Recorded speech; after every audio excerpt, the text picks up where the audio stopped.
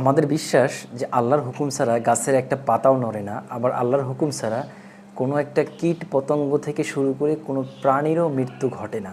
তাহলে এত এত সৃষ্টি, এত এত প্রাণীজীবের মৃত্যু ঘটানোর কিন্তু দায়িত্ব শুধুমাত্র একজন ফেরেশতার উপর ন্যস্ত, তিনি আজরাইল আলাইহিস সালাম। প্রশ্ন জাগতেই পারে যে এতগুলো কীট পতঙ্গ জীবজন্তুর প্রাণ কবজ করা, মৃত্যু ঘটানো একজন মাত্র ফেরেশতার পক্ষে কি সম্ভব? একটা বর্ণনায় আছে এমন যে শুধুমাত্র মানুষের মর্যাদার কারণে মানুষের মৃত্যু ঘটানো হয় আজরাইল ফেরেশতার মাধ্যমে।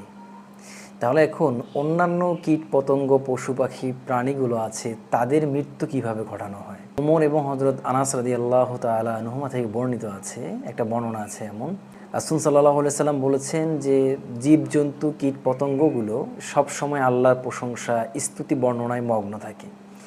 যখন তাদের এই আল্লাহর প্রতি প্রশংসা এবং স্তুতি বর্ণনা করা বন্ধ হয়ে যায়, তখন আল্লাহ তাআলা আপনা আপনি তাদের মৃত্যু ঘটান।